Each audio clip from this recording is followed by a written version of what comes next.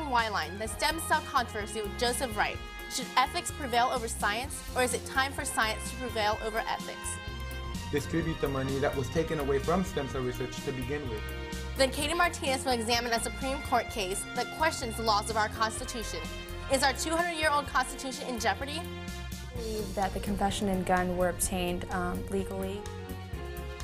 And finally, we go to India Lawrence with a story for which you have been waiting. Javier Lopez Ayala.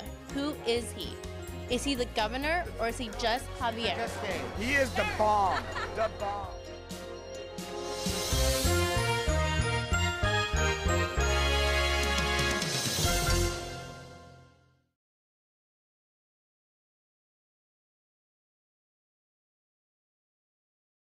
A lot of controversy has been circling here around the Capitol over the legislation passed in Sacramento.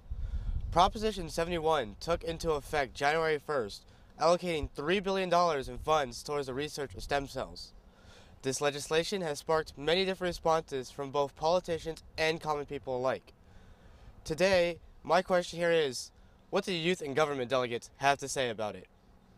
I think it would be a shame not to explore it more because it has the potential to save so many lives, and I think it's worth further investment. Thank you. There's one opinion on stem cell research. However, as everybody knows, there's more than one side to any discussion. Let's see what other YNG delegates have to say. I am against stem cell research for moral reasons. I wish I could make a clear decision on the issue. I would like to go with the progressive, liberal stance on it, but I just don't know enough, and I really can't make a decision myself. I'm also all for stem cell research. I think that there's a lot of potential and it can help defeat a lot of diseases and illnesses that we currently have no cures for. I don't actually have a big opinion on stem cell research because I haven't thought about it a lot. Rick Subia, DFY, anti-stem cell research, pro-Darwinism. I honestly do not know much about stem cell research, but I've heard about it, but I've never really got a clear answer about it. I don't really know that much about stem cell research, but what I've heard, I'm not really sure at all. But yeah. So there you have it. Many people have different opinions about stem cell research. But a large majority of the delegates here have no idea what stem cells are or where they come from. Therefore, I've taken the liberty to shed some light on this topic. According to the National Institute of Health, scientists conduct research on two types of stem cells, adult stem cells and embryonic stem cells. Adult stem cells are taken from specialized parts in an adult body that help repair tissue after disease or immense injury. Embryonic stem cells are taken from the inner membrane of a blastocyst or the early stages of an embryo, which are created through in vitro fertilization. In both cases, the stem cells are taken as one small sample and made or cultured into millions of different samples. So from one embryo or from one specialized area, millions of stem cells are created. Currently, a crisis has struck the stem cell industry, contaminating millions of stem cell cultures. However, through the midst of this crisis, scientists are still hopeful of the potential of stem cells. But don't take my word for it. Around youth and government, I have dug up a couple of amateur professionals on the matter. Let's go and ask them what stem cells are all about. This first question is for everyone. What is your general view on stem cell research? My view on stem cell research is that it is the forefront of science. I think that it has great potential for both medical and therapeutic research. Thank you. I think embryonic stem cell research is not a good thing because I don't think you should be taking a life for a life. In your opinion, where does life begin? I think life begins after a zygote becomes a fetus, and the process it goes from a zygote to an embryo to a fetus. And I think that there is an intermediate point at which there is no life. There's potential for life, but life is not yet established. Okay. In your response? I think life starts as soon as it's fertilized. As soon as the egg is fertilized, the life process starts right there. What factors have influenced your views on stem cell research? One of the greatest factors that has really influenced my viewpoint on stem cell research is the fact that I've worked at the National Institutes of Health in Bethesda, Maryland, and that's allowed me to actually get hands-on experience with stem cell research and with scientists that have really instilled in me the knowledge that really is the underlying cause for stem cell research, which is the potential for cures in the medical field. I think it's a good thing for the most part, But if it gets into the wrong hands, it can grow to be something big. We can start cloning humans. How do you feel about in vitro fertilization as a method of conception?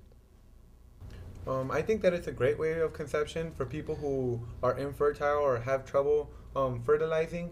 And if it's a way to aid them to pass on their family genes and things like that, I think it's great. And I mean, really, there's really no other instance that I can think of that where you would use in vitro fertilization, because it's obviously funner to do it some other way. What do you think about stem cells as the potential to help heal or regenerate tissue and disease?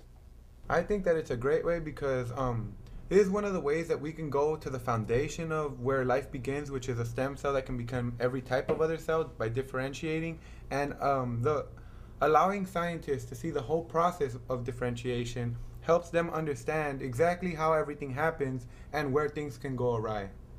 Although stem cell research is very beneficial, the cost of it is very high. In California, being in this budget deficit, funding is very hard to come across. How do you feel about the $3 billion of funding allocated when California is already in a budget crisis?